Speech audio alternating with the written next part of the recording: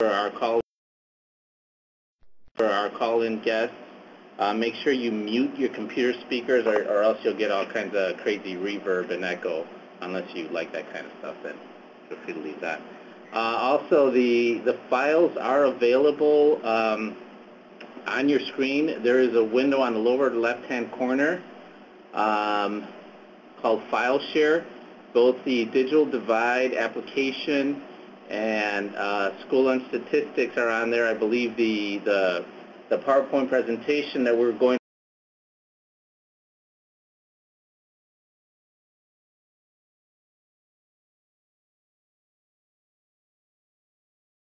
also questions for those of us joining via phone. You will be muted.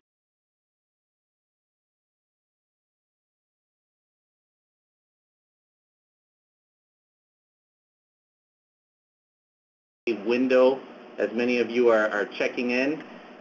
You can also post questions there. We will try, as I proceed, as I said, we only have an hour and a half.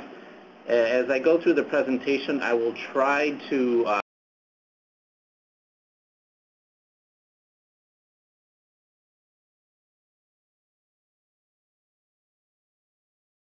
at a later time. So again, please reserve your questions.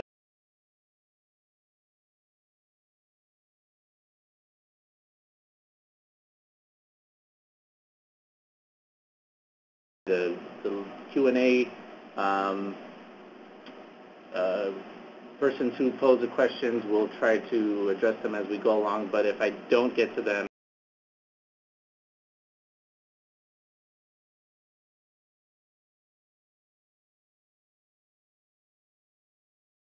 about 1 o'clock, again,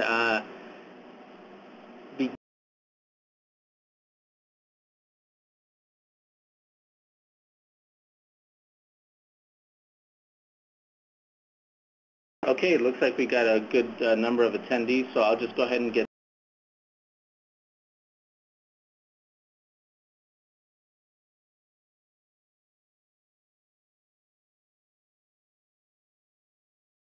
okay. Again, you're joining us for the FY 2011 request for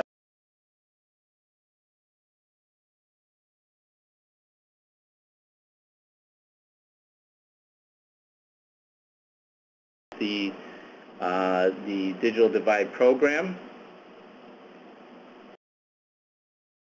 And just some quick background information on the Digital Divide program. We are authorized under the Eliminate the Digital Divide law, and for your reference it is there. But really the purpose of the program is to make grants available to establish community technology centers in underserved or needy communities. And I'm going to be going through some of these slides pretty quickly because, again, we're short on time and we do have a lot of information to go over. But the information is there for you, and questions obviously can be asked at any time. Again, the goal is to increase computer access in low-income communities, and then ultimately what we're trying to do is strengthen these communities by providing members with skills, basic, at a minimum, basic computer technology skills and other skills that would enable them to become more competitive in the workplace and in society overall.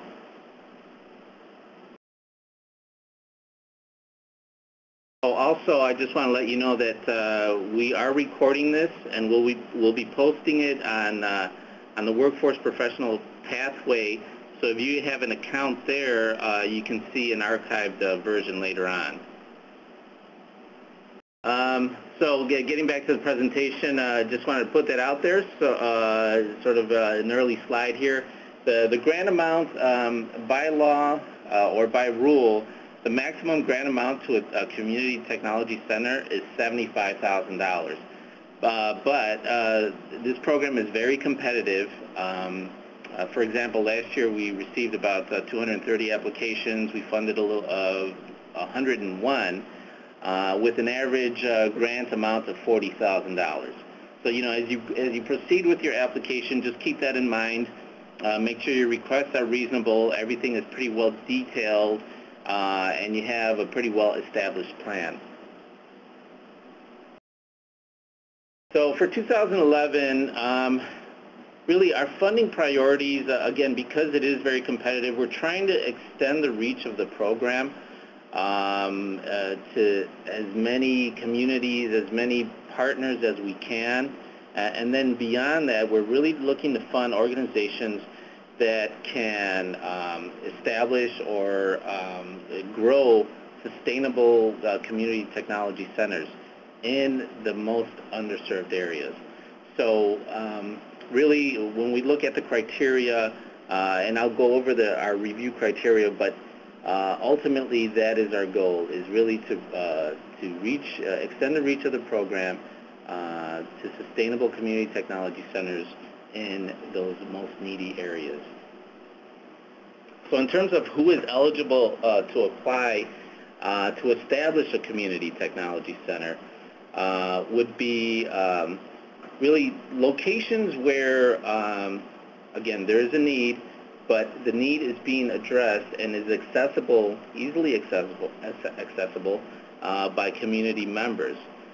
So locations such as public hospitals, public libraries, Park District schools, both K through 12 and institutions of higher learning, and of course not-for-profit entities, community-based organizations. As a CTC, as a grantee, CTCs are required as part of the program rules to provide a minimum of 12 hours of general public access a week. And again, it should be public access. So technically, anybody from the community can come in and use the facilities or access training. So again, keep that in mind. We do look for that in our criteria. Some of the questions in the application are geared towards that. So again, it is a program requirement. So in terms of eligibility, what we're taught when we identify needy communities, there are some minimum requirements that must be met, again, by program rule. No less than 40% of the students within that community should be eligible for free or reduced lunches, or 30% eligible for free. Again, so this is just identifying the community. You don't necessarily have to serve those students within those schools. It's just identifying the need within the community based on the eligibility for the free school lunch. A list, it's actually a an Excel document, is again included in the files in the file share window to the lower left, on the lower left hand corner. It's also available on the website at ildco.net/digital divide. So again, we do ask for that in the application, so we make it available to you. So within these sort of needy communities that were identified by applicants, we're looking to target specific populations, or applicants will be targeting specific populations, and you know that's sort of the list of the target populations. I won't go through it, but again, we look for this in your responses in the application, and specifically it's in 8.1b of the application, where you provide information on the community you're serving. And I'll go over some important aspects of the application if you've had a chance to look at it. There have been some revisions to it, and so I will be going over some portions of the application.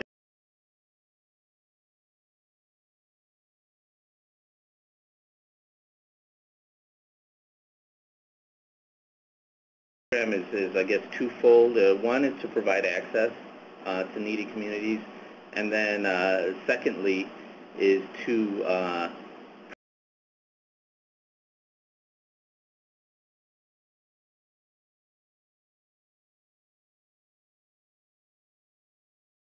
computer-related competencies, job-related training. Again, those skills that will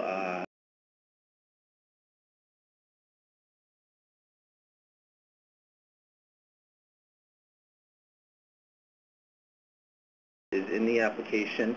So eligible training activities would include, at a minimum,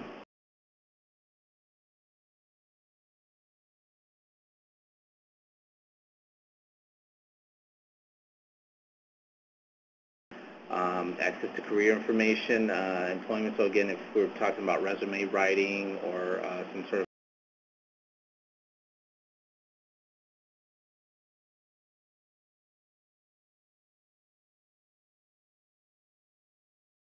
for grantees to have access and knowledge of the workNet resources that are available through the Illinois workNet site.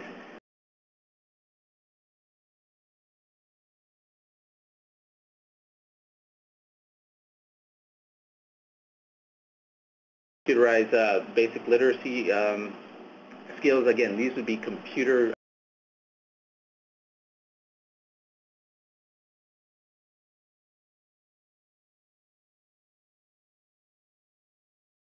excuse me.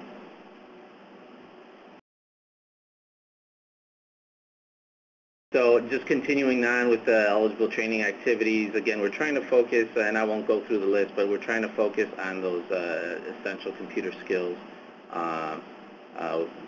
to target the needy communities. Again, as I said, at a minimum, we are looking to assist those individuals that do not possess those basic technology literacy skills. There is some information in the application on curriculum for basic technology skills that you may follow.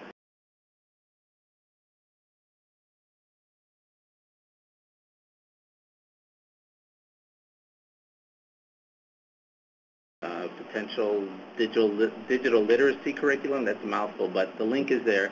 It provides some good information. There's also information on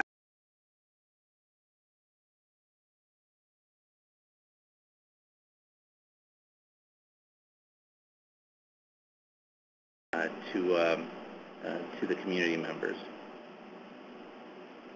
Okay, so as you're providing training and access, obviously there are going to be some costs incurred, and again, the maximum amount is $75,000. And then we do have some allowable cost categories. And, you know, the list is there, but really, you know, we're looking on to focus on those direct delivery costs, whether it be instruction costs, computer costs, and we do allow for some other administrative costs. So there's you know, a complete description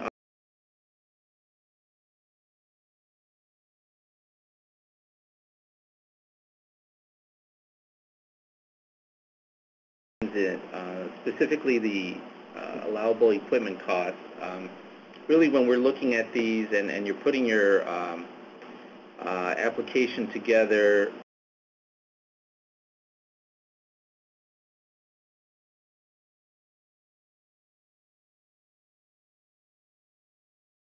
training to individuals. So, you know, it would be very difficult to justify, say, a $2,500 laptop.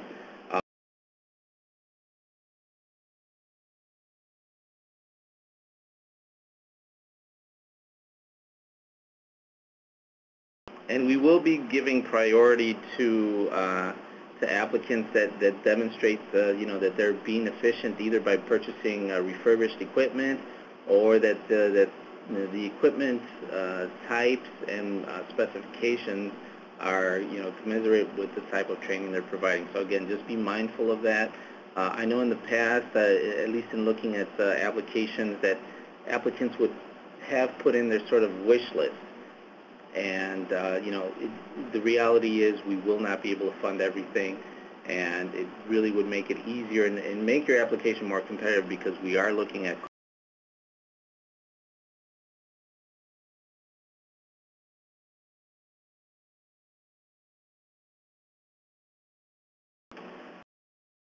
as part of, you know, looking at sustainability and community partnerships. we ask for information on matching costs. And we do look more favorably on applicants that demonstrate that there is some match.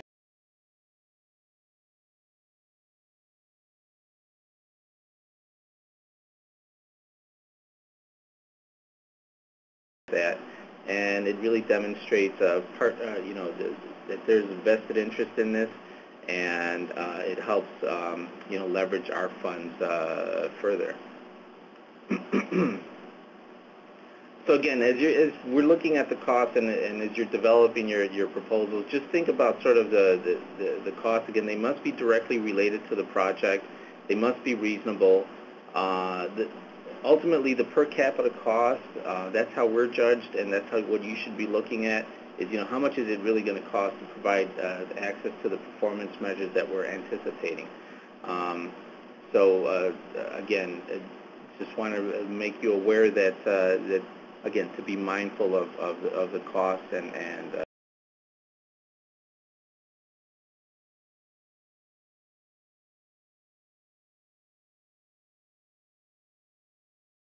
look at is, again, if the application is complete, if it meets the minimum requirements, then we move on to what we call a qualitative evaluation, where we look at various elements of the application, various criteria.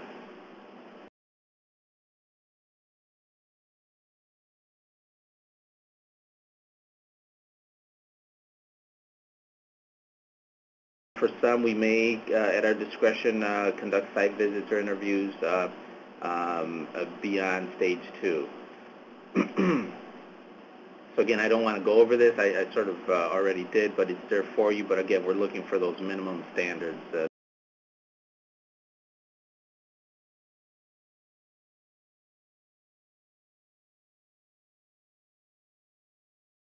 I have several slides sort of detailing that, but I won't go through it in a lot of detail. But if you see our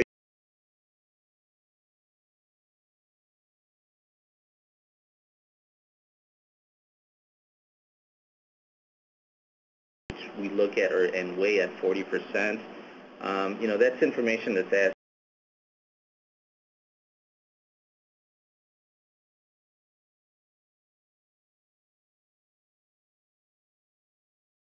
Quality of the proposal, that's where we're looking at, your training plan, your anticipated performance measures.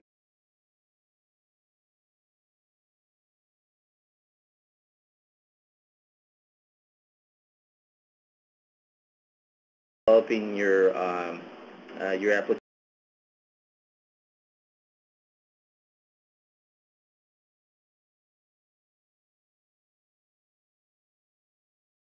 And then finally, cost and sustainability.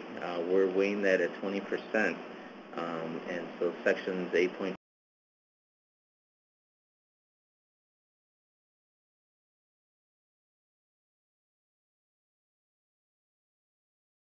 Something that we look at overall based on your plan, on your entity.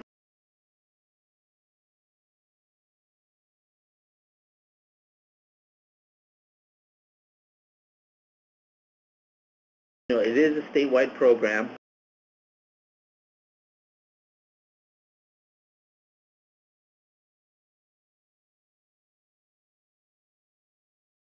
So we do consider that when we're looking at applicants.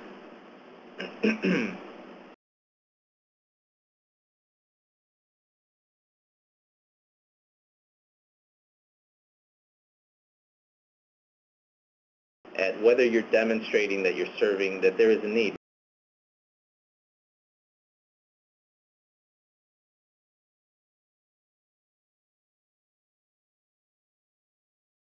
Other CTCs, and especially in the Chicago area, that's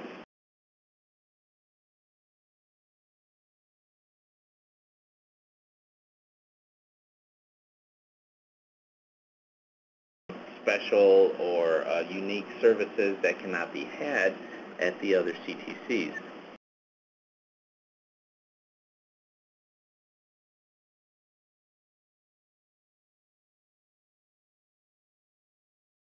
have for those needy community members.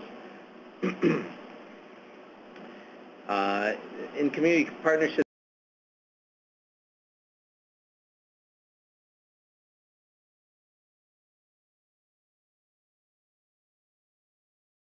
partnerships with other entities, other organizations,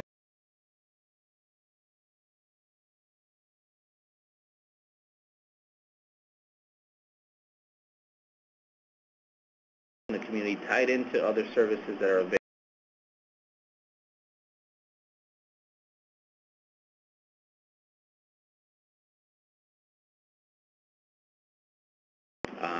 Addressing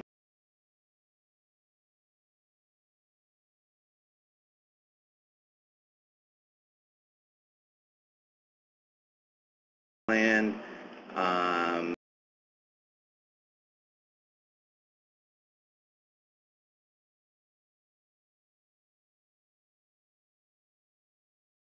members, are they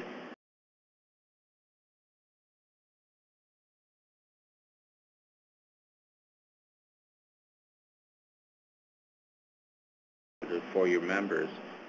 Do you offer other services?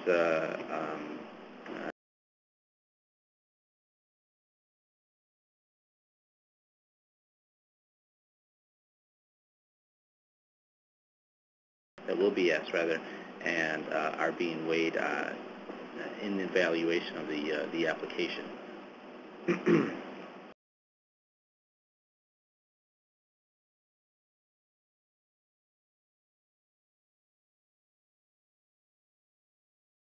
Overall, in terms of instruction.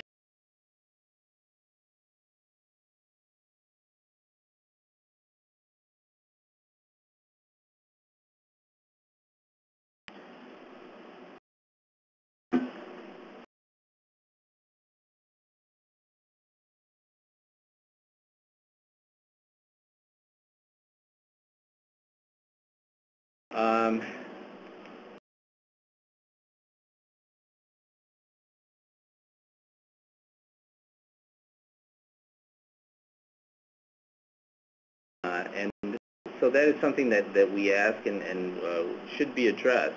So when we look at a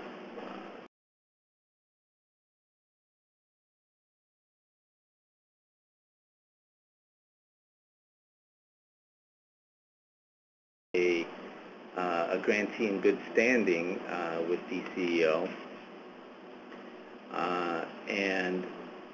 and then beyond that, you know, what your plans are for providing additional services, providing expanding capacity,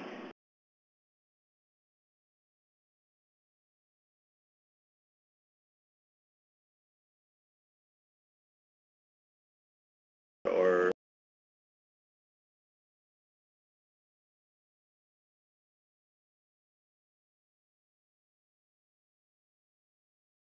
provide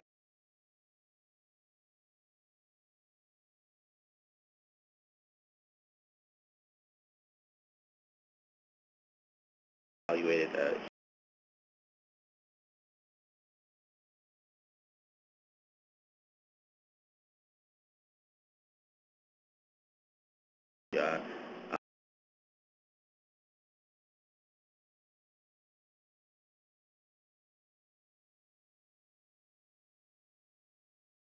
is presented in the application. So again, we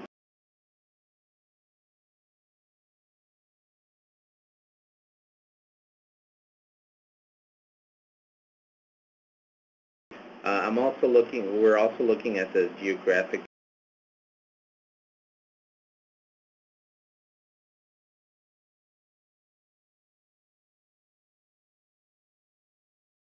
I'll mention that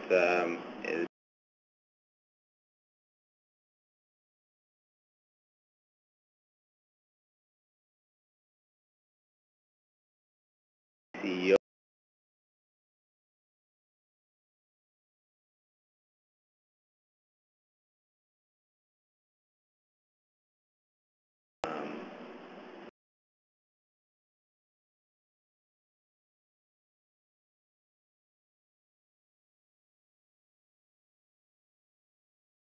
reports, a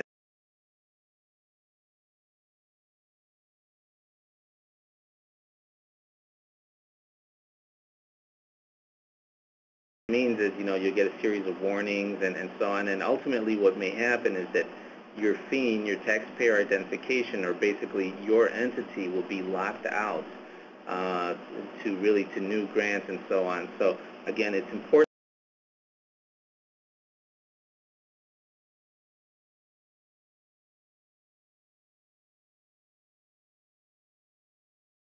You may not be aware of all the grants you have, but just know that when it comes to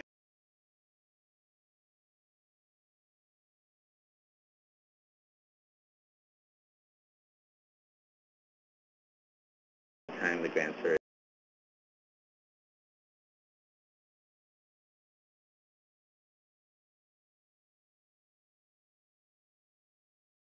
and I can certainly look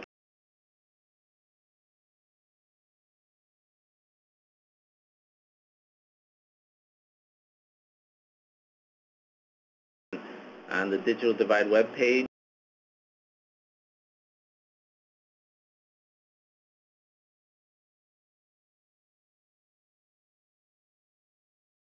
And download the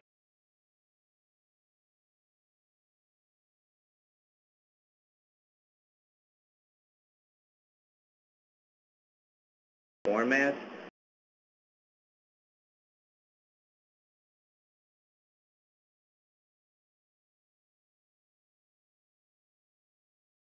To standardize the application.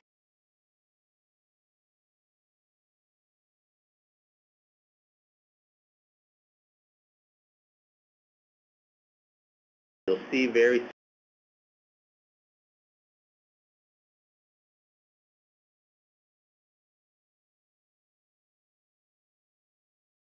again, so that's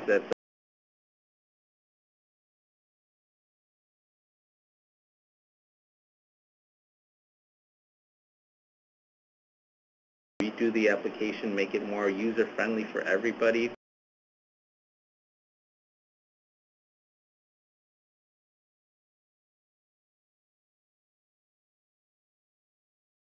The applications and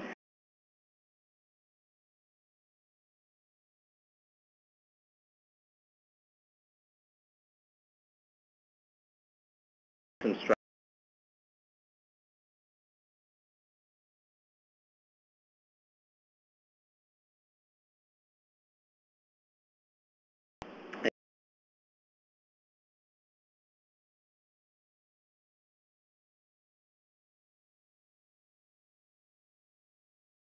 items of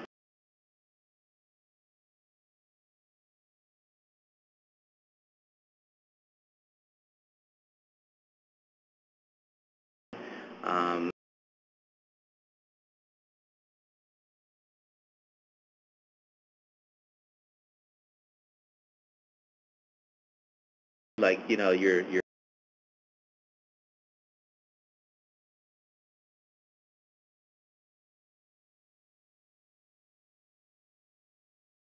help you out. Also, there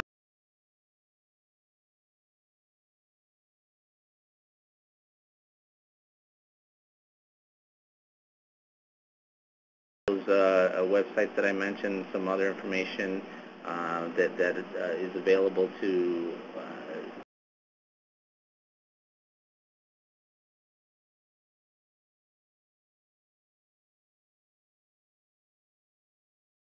together. So, so again, just moving on to some of the elements of the application, and if you can't see it, maybe shoot me a little message over here on the messenger. On the Q&A. I just basically did a cut and paste of some sections here in the application, but section 1.4, I kind of cheated a little bit, but don't tell anybody. I expanded on the description of applicant to include sort of specific information that I'm looking for from the applicant. So just pay note to that. Again, if you're used to this application already from providing proposals to other programs, know that I've expanded this and I'm asking more detailed information. I try to eliminate redundancies as much as possible.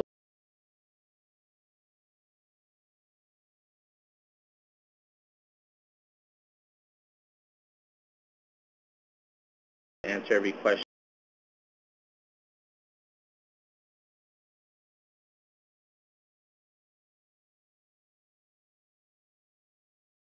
Answer in each of those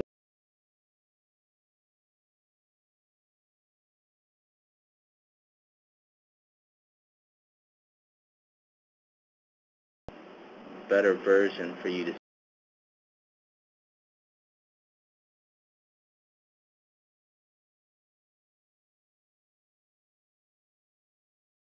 split verbiage until you get to 1.4. So again, you can't see it here, but there are gray boxes where you can tab onto here and expand your answer as needed.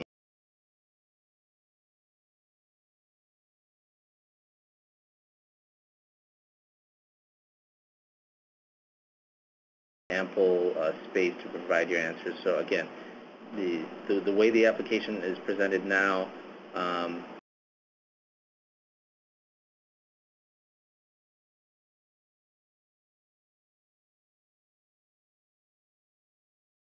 I just also wanted to point out on section 2,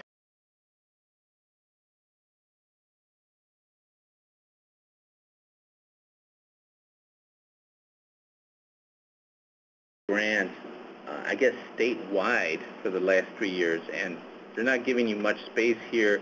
I believe you can expand on these fields, but it might be a little awkward. This is where I would say go ahead and include an attachment if you have multiple grants from multiple entities. It might be easier just to include an attachment. Again, this is a standard DCO question. I'm much more interested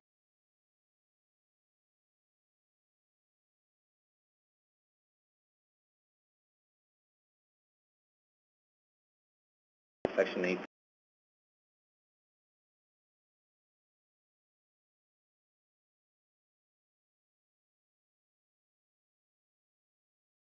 Again, there's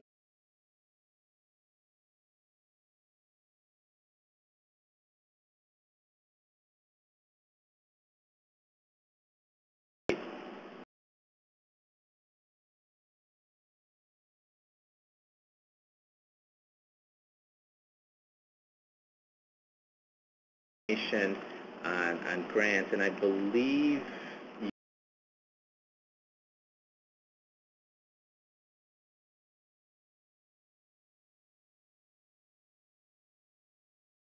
can log on to that website and pull that information.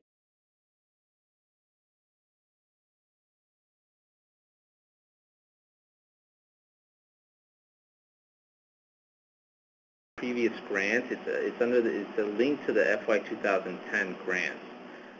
So feel free to go ahead and log on to there. If you need the direct URL or having trouble finding it, let me know. I can send you the link via email. But again, that should be pretty helpful for you in identifying the applicant history, especially for larger entities.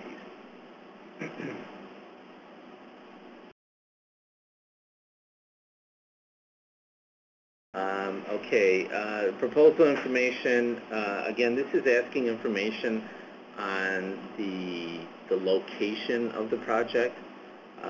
So for CTCs or for applicants that have multiple CTCs, make sure you provide information for each location.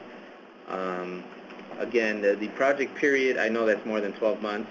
I'm a little ambitious in hoping that we can get it out by June 1st, but at the latest we would probably be able to get you going by July 1st. Agreements do have to be executed by June 30th, and one advantage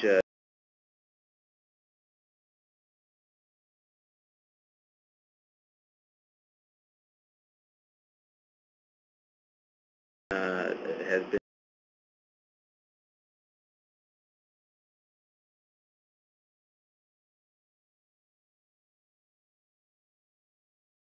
no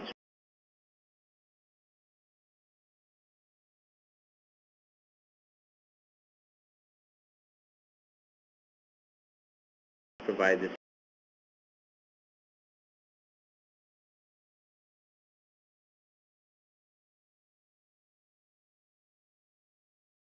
page 5 of your application document. There is what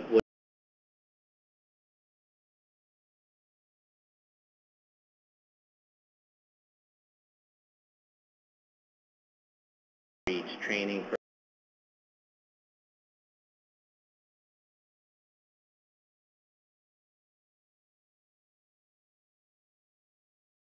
final agreement, and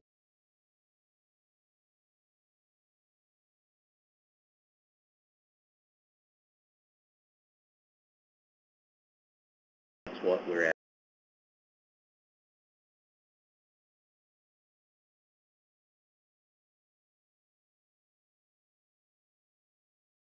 The standard measures that we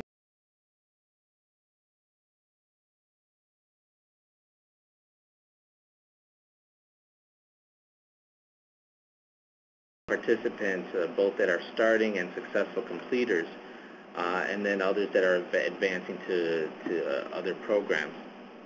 New this year is, as you see it here in red, is average training hours per individual. Obviously, this would apply to the training participants, and average cost per individual. This could apply to both participants and general access. And this cost, what we're talking about, is the overall cost, which would include any match. And then the final column would be the DCO digital divide portion of it. Again, so we're looking at the total cost, how much is being leveraged against the DCO dollars in these questions.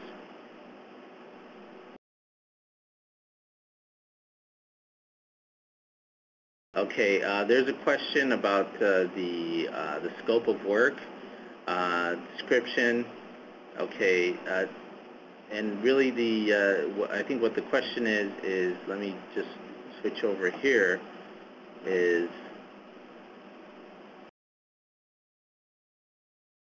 I was focusing on the task, but what we're asking for here is a description. Again, I'm trying to eliminate redundancies, but I think what the question is here, David, is what description you're providing here. There is a section here for you to provide a description of the project. Again, you can provide a brief synopsis of the project being conducted, but again, it's going to be information on training delivery, who's being served, purchase of computers, and so on. So as we develop, you're welcome to include a summary in here, but as we develop the scope of work in the agreement, we will be pulling that from here, but also from other elements within the application that address trainee location, for example, the next section, number of trainees, type of training, training delivery. So again, you can go ahead and include a summary here, but it may be repetitive of other information that's already in the application.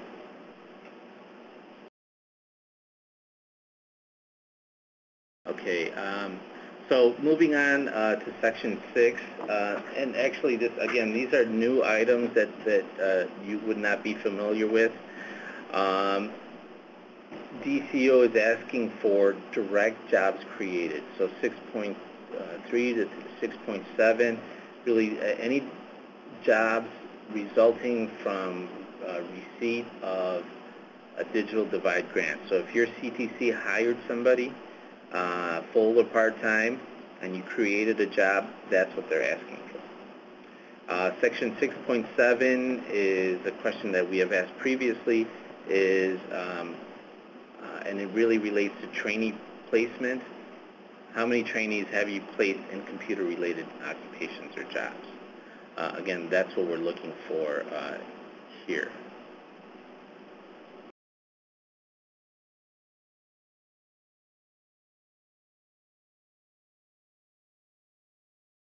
So moving on to Section 8, this is, again, sort of the bulk of the information we're asking for. And again, as you can see, it's sort of consistent with the criteria that we're applying um, in terms of questions on community need, partnership, information on the technology center, training plan, and so on. You'll notice that I added some tables, coupled with drop-down menus, I believe, or drop-down items. Again, so it almost forces the applicant to answer the question as opposed to providing a summary and possibly missing an answer. I found that a lot of the applicants, again, because it is so competitive, if they did not answer a portion of a question or address something in a summary, they did not they did not score well because of that. So some of those items hopefully will be corrected with this new format. And again, I think it's pretty self-explanatory, so I won't go through every portion of this. I do want to note, ooh, that's ugly. But sort of a significant change here is the training plan. It's almost in form. It's a form-filled document, and you should complete one for each training sort of class or module that you are planning. So let me see here if I can get a clearer picture of the training plan. Okay, maybe that's a little better. So what we're asking for is number of individuals you're currently training. So whatever your current programs are, say introduction to computers, how many people are currently being trained? How many do you estimate will be successful completers? And then again, we're looking to see what the grant is adding. So how many new individuals will be trained beyond what is currently being trained here? How many new completers? And then we're looking for sort of some demographic information on these individuals. And then I'll just quickly go over here, the training schedule, the program, the materials, again, the sort of the delivery methods, fees. Do you charge a fee? If so, explain. And would it be affordable to trainees? Again, we're looking to target low-income communities. So if you do provide or charge a fee, please provide a justification in response to that. And again, we're asking for information on those instructors relative to the training that is being provided. And then again, finally, the outcomes. How are you defining a successful completer? Is it through a certificate, and how are you tracking that? And again, what are the pathways that you're providing for these successful completers for ultimate employment? Some couple of questions are coming here. Is no fee more favorable? I would say that it's not, because you can make an argument for a fee, and applicants have made successful arguments for. If you're providing a fee, if it's a nominal fee, if it's a sliding scale, again, if it's affordable to your community, that demonstrates that one, I think some entities charge a fee. Some also call it a deposit, just so that people have sort of some skin in the game. Again, if you're providing a valid argument for that, and again, if it's demonstrating or supporting sustainability of the program by charging fees to those that can afford it, then again, we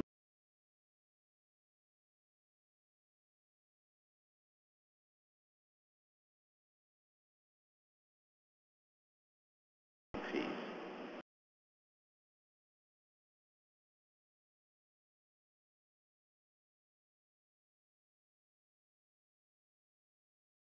Well,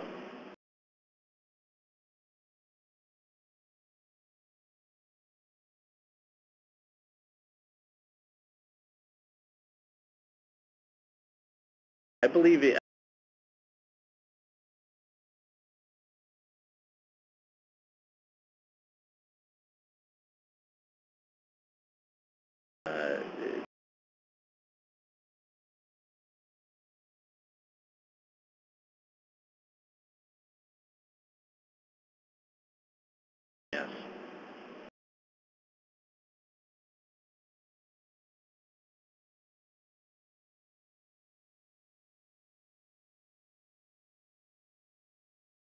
Okay, so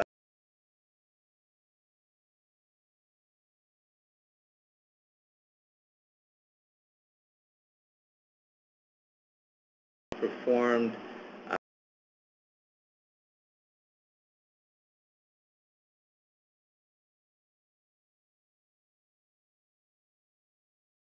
grants as well.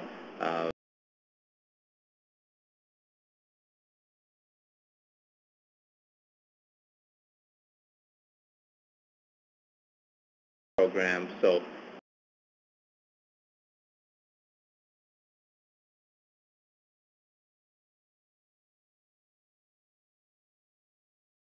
the expanding technology program.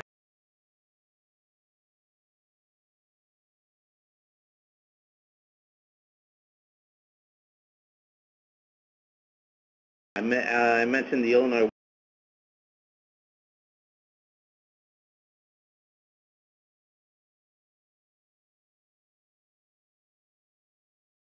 within the DC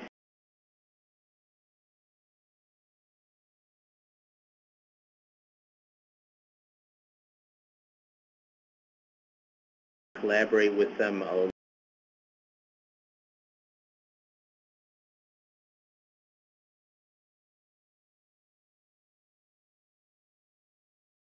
couple of years ago, and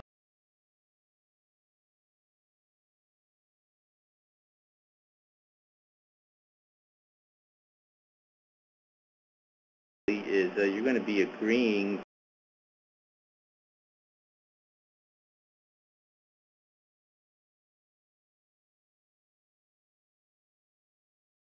of access to the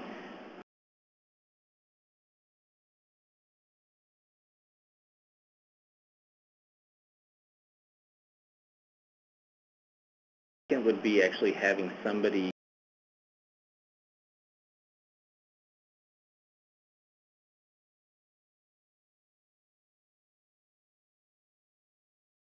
at this round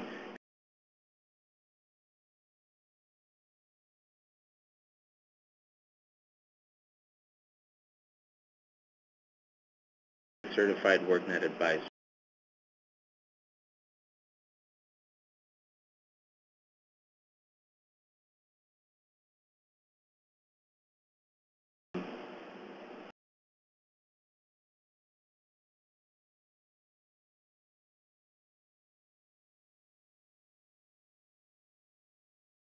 Would be useful for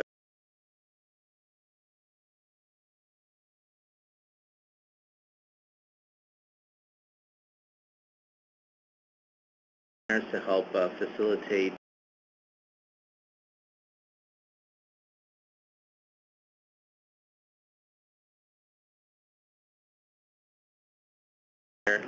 and they can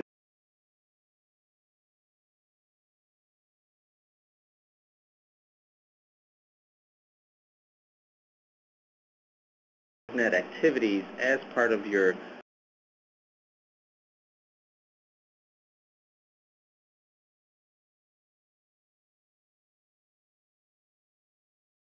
their cost activities.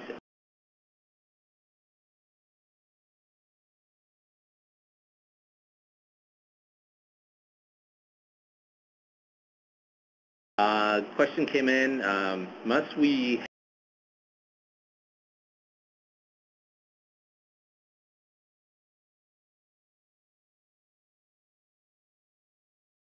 acquired prior to being selected, but once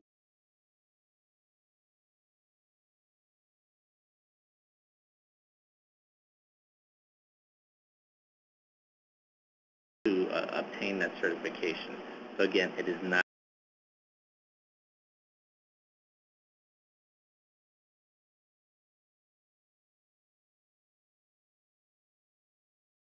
So as you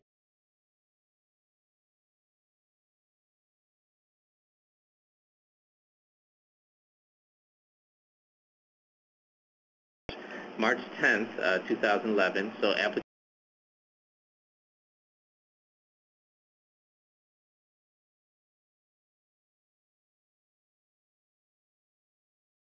So we still do need the paper documents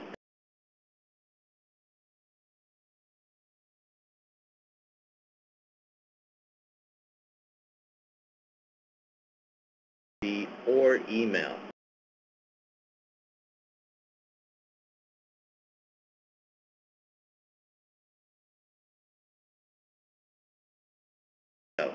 So your electronic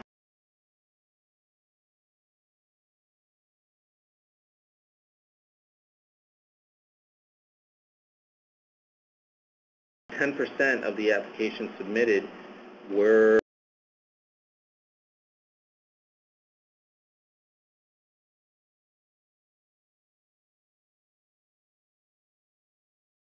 and you submitted we welcome early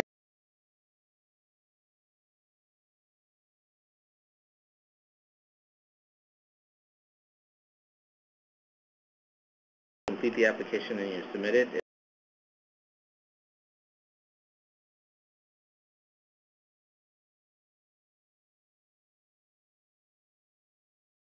Not received in time last year.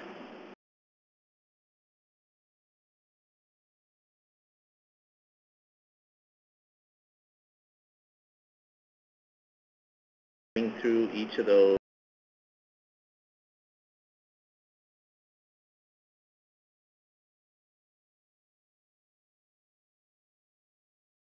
in a concise, direct manner.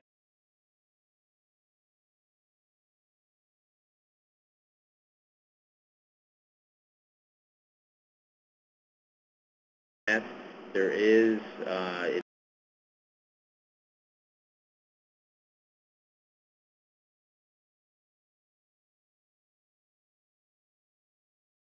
applications on the old form.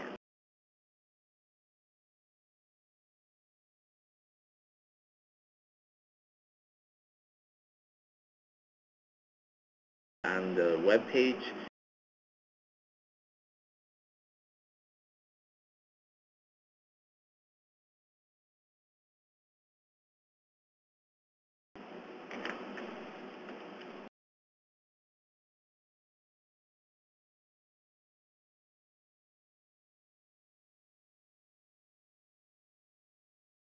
now I mentioned about the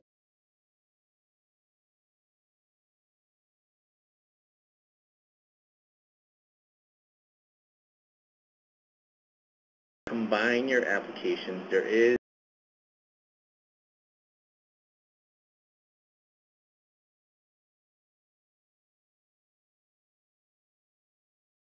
make sure it's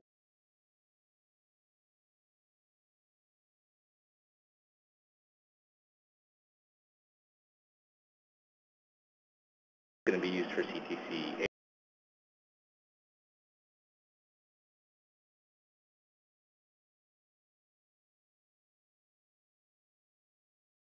You to complete it by hand.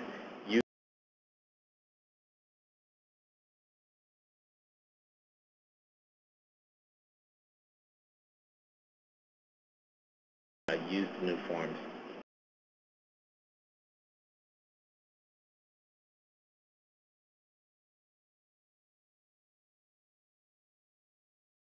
(2011)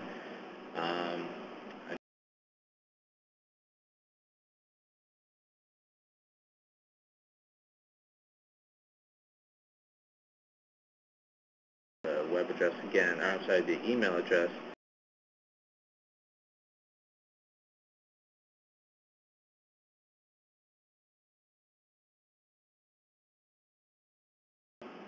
All right.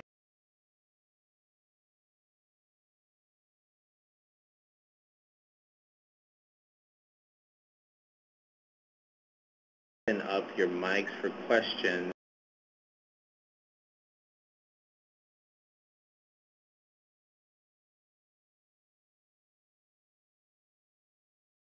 We're looking at these.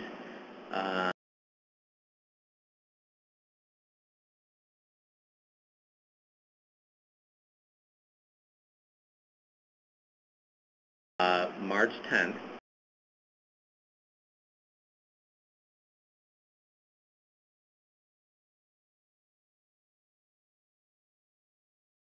Something in hand.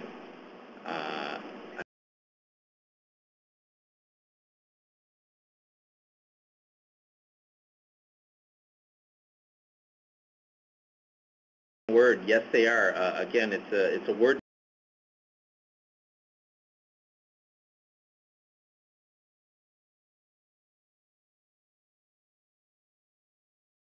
left-hand corner. It is on the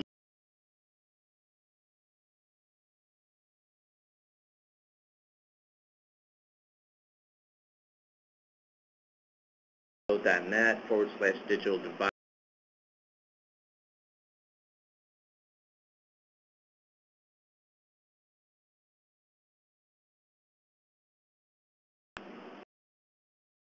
Wow, okay.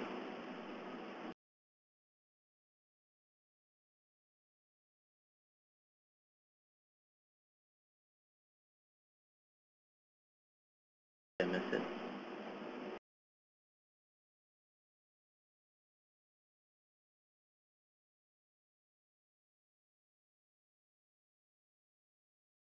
No, one proposal, again,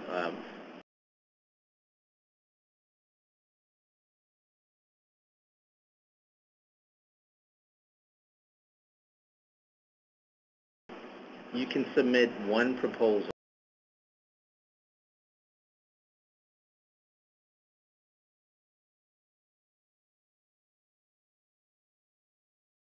Somehow collaborating.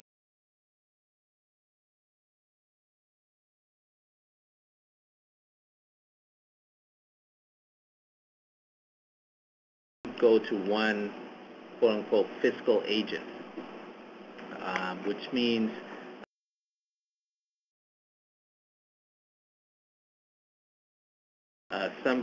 there will be just one.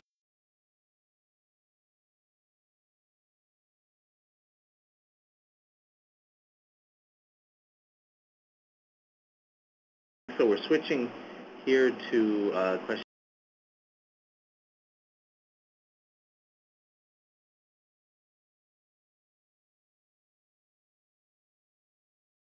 Scrolling through these questions now.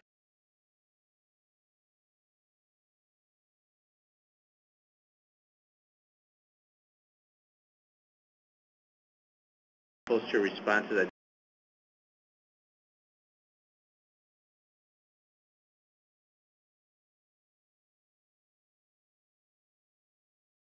Listing available of current CTC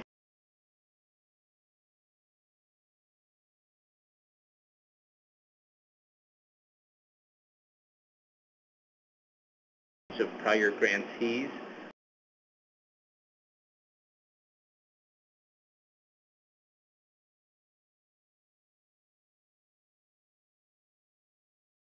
Oh, thank you, Alana, for posting the website. Okay, this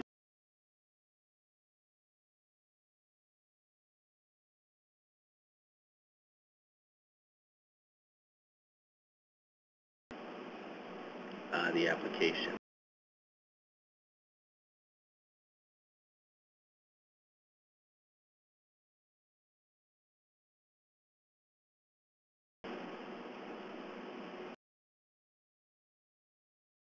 How accessible are these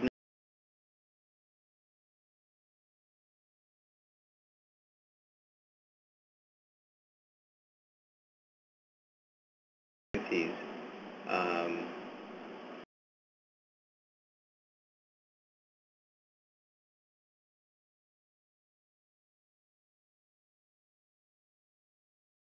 what you're offering now, you're increasing capacity.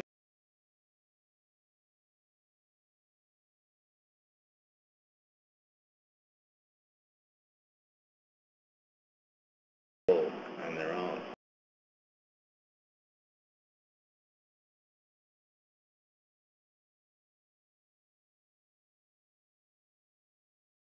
These that are doing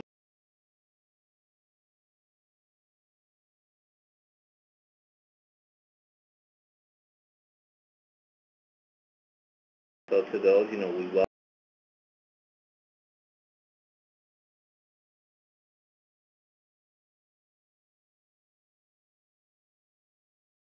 to everybody.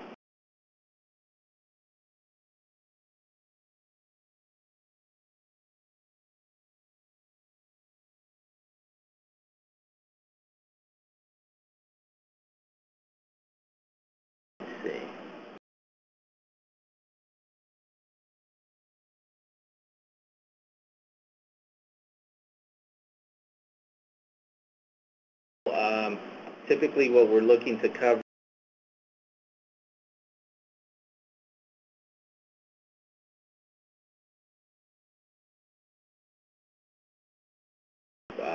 switches and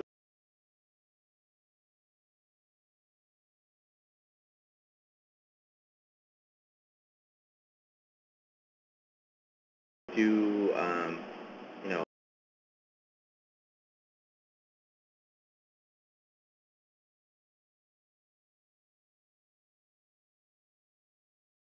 but not specifically.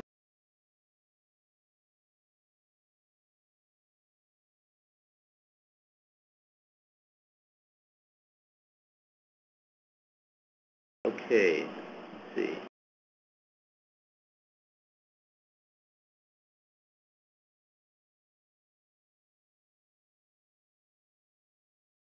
The support, we do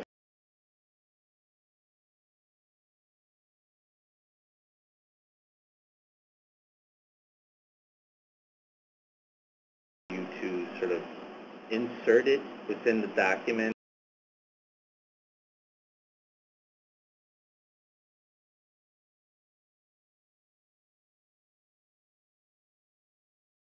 or and also attachments to that, and also a PDF format. If you want to, have your entire document with the attachments, scan it to a PDF, and then send it, that is also welcome. Okay, moving on, Jessica asked, my organization,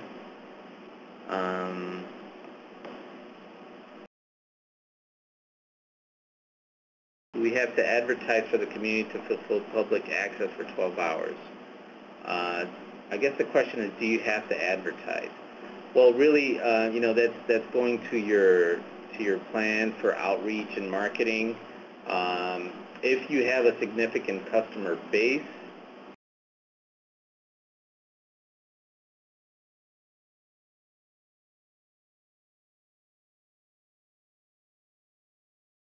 some signage.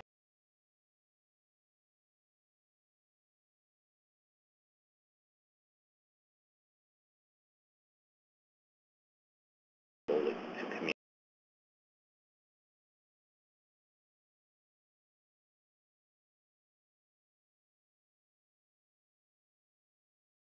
And hopefully I'll provide the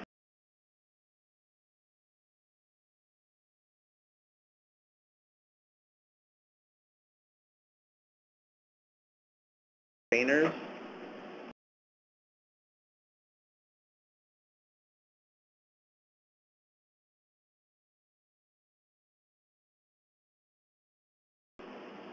I believe you're asking the qualifications of the trainer.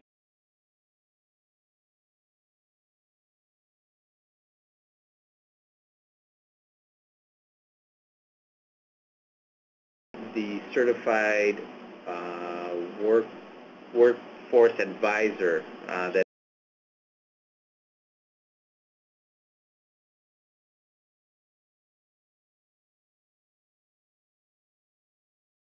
training plan, or the workNet advisors.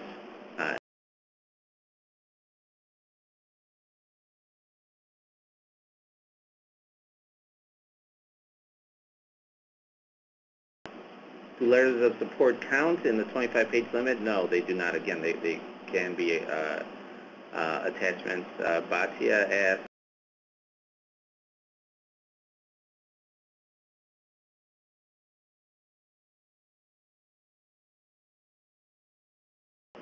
if it's not, then certainly we will post it on.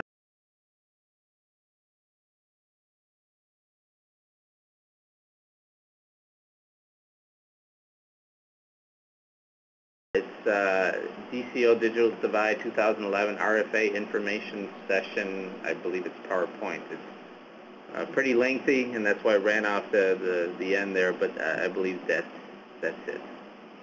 Okay. Our outreach costs permissible in the budget.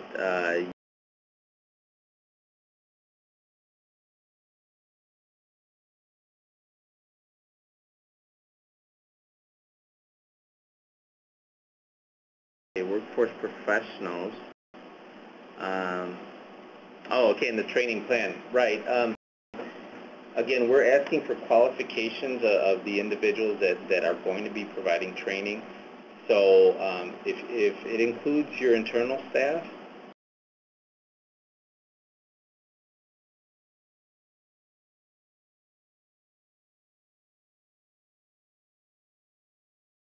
and has the background to deliver the training plan.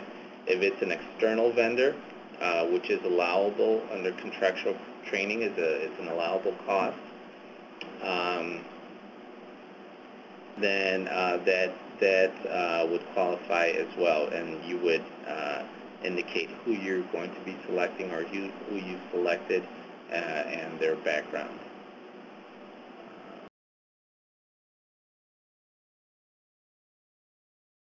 Yes, training, 12 hours includes training and general access. So it can't be just general access. You must include training as well.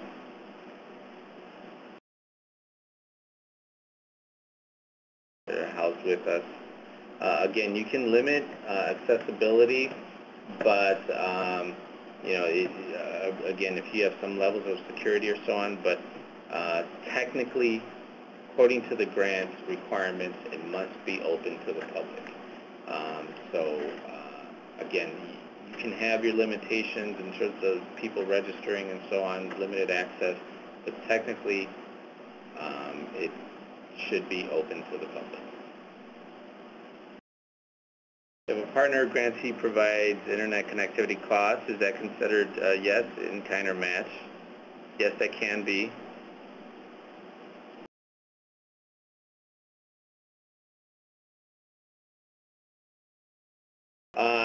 Florence asked, do we just type into the application and put our narratives in each section? Yes. Each item in that application, again, has significant space. Although you may not see it there, you can go ahead and type your responses to each of those questions in the space provided. That space will expand, and ultimately what you complete will not look like the application there because things would have been moved down. But go ahead again and include your responses in each of those sections. Again, I really do not want to see, and readers do not want to see, please see attached. That should not be necessary, with the exception of a couple of items that I mentioned. Each of those questions and items should be sufficient, and have sufficient space for you to provide your responses in those boxes.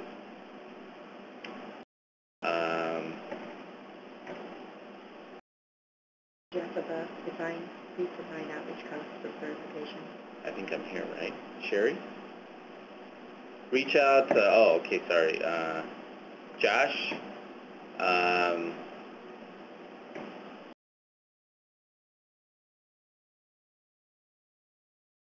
Okay, new process. I think it would be especially challenging for new entities. Well, actually not, from what I'm reading, you're not a new entity, but you're establishing a new program. And in your case, again, for example, when we're talking about the trainer qualifications, if you have not identified those, list those job titles or those job classifications and what you're looking to provide. In terms of current services, obviously what you're currently providing would be nil, but what you're planning on providing. So in your case, again, provide as much. I would recommend you look at that and look at it as if you're already established, and provide as much information, detailed responses to those questions as possible. So again, to answer your question, no, it does not affect your eligibility if you're serving those communities. If you're a qualified entity, it does not affect your eligibility. Again, it is a very competitive process and program, so just be aware of that and make sure your answers are complete, especially when it comes to your plans for implementation of the program.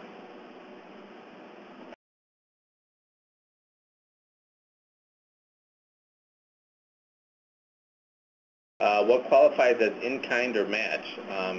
In the application, there's when we're asking questions about match and in-kind services, both in the budget, there's just a line item. So if you're matching specific line items, there is again in-kind services, direct in-kind services, and I really wouldn't go through the list, but again, it's an opportunity for you to demonstrate that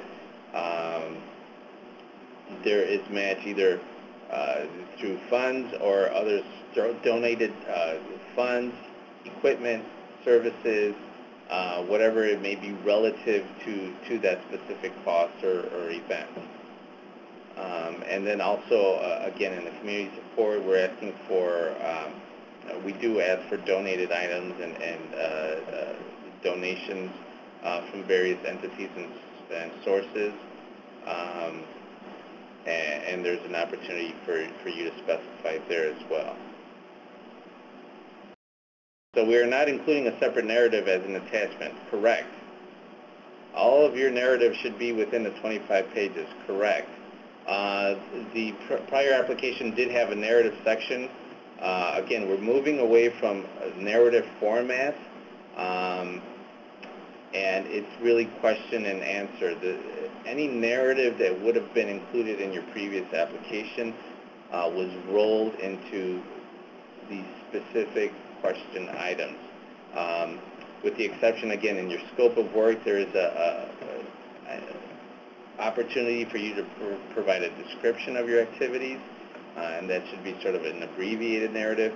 But beyond that, every question would be covered in any narrative that was previously provided.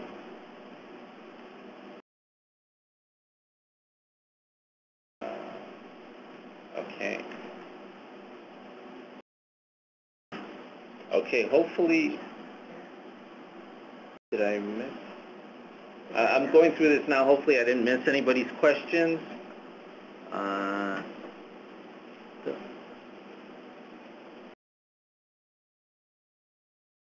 Please bear with me for a moment here.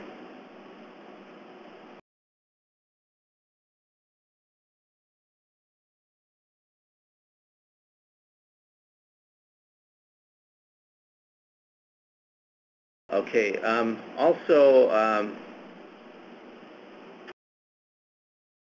our behind-the-scenes guru here, the webinar guru, Oana, says that we can start a forum for this group. I noticed that some of you are actually helping me out and providing answers to some of the questions. And I think what we can do is help you help one another by establishing a forum, and we can make it available in archive training is what I'm being told. So if anybody would be interested in that, let me know.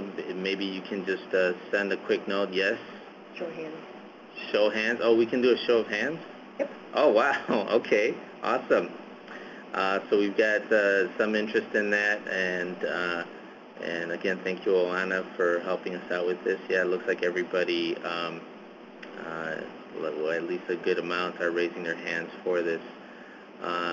Okay. Outreach costs. Jeff, I'm not sure if I thought I answered this question, but outreach costs, for clarification, again, if you're incurring any cost of marketing your program, whether it be through some sort of advertisement, partnering with somebody to provide some outreach, if there are any costs that are being incurred in that, that's what we're talking about, outreach costs.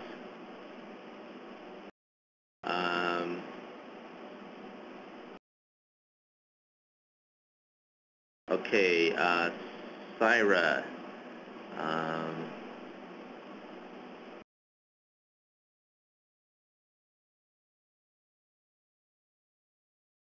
Okay, can we explain, other than client numbers, how funding amounts are determined? Again, I without knowing the specifics, I can't say, but we do try to provide an equitable determination in terms of when we're funding unless you're providing me specifics on each of those entities, again, we did not give anybody $75,000 if they were asking for $75,000 last year. You may be looking at it. You would be looking at an entity that has multiple CTC locations that would be receiving a $75,000 award. But if you're looking to compare yourself with someone else, specifically, I can't provide a direct answer right now for that.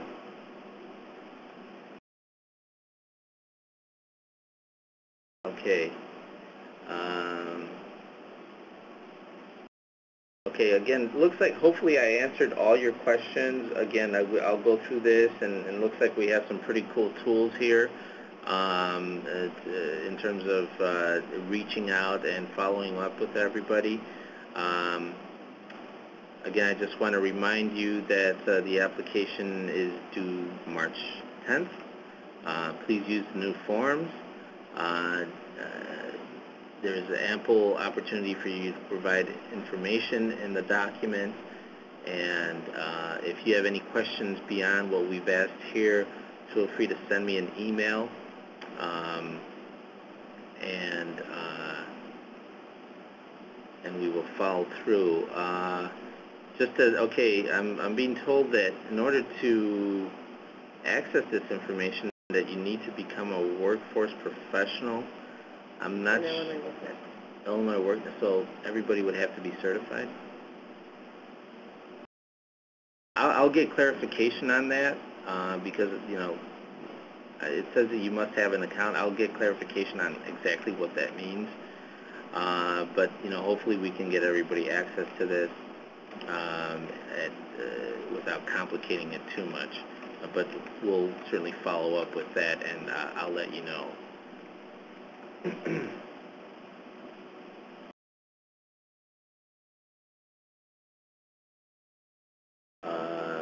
Okay.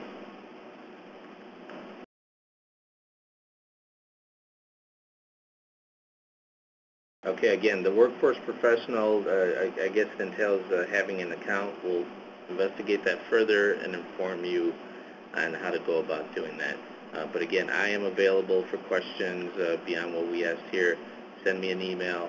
I can put my email address.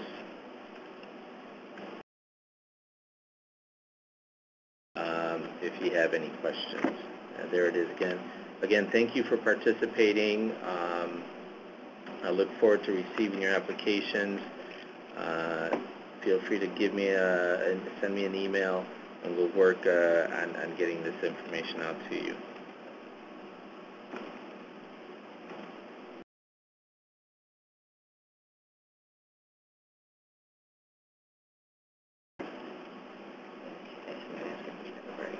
Okay, so again, at this point, I think we're going to be moving on to the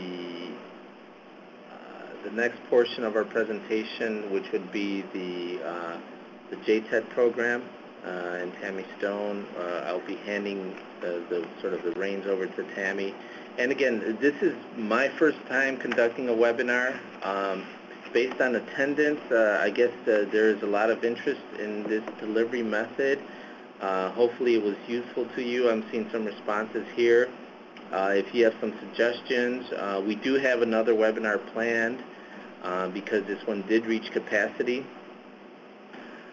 So we'll be having another session next Wednesday, going over very similar items.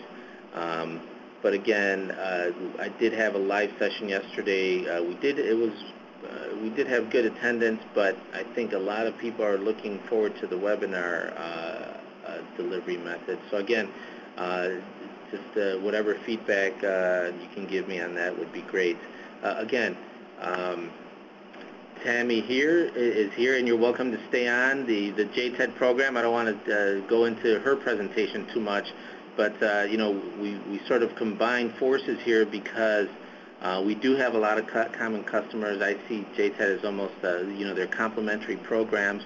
JTED is almost a subset of the Digital Divide program in that, we're looking to work with community-based organizations JTED obviously a little more on the job training portion of it, and us on the access and the basic technology training. So, without going too much more into excuse me, Tammy's program, I'll turn it over to her, and we might take a short break because we finished a little ahead of time, and Tammy's group is not scheduled to log on until 2:30. So we may be going silent here for a few minutes, but we will let you know when we can come back on for those of you that are going to be to stay connected for the JTED program. Thank you. And good afternoon, everybody. This is Tammy Stone. I'm glad everybody can join. JTED is eligible applicants are community-based organizations. So anyone that may not be a community-based organization, I mean, you can definitely still participate, and if you know a community-based organization in your area that would be interested, definitely send them the information, but it is only eligible to community-based not-for-profit organizations. We're going to take just a few minutes. If you guys want to just get up from your computer, walk away, go get a glass of water. I do want to kind of start closer to 2:30 because that's what we put on our schedule, and we may have some organizations that are coming on at 2:30. So we're going to take probably about a 5 to 10 minute break here, if that's okay, and then we will start. Let's start it right at 2:30. We'll have everything switched over on our computers and our webinar for the JTED program. So take a few minutes and then we'll be right back.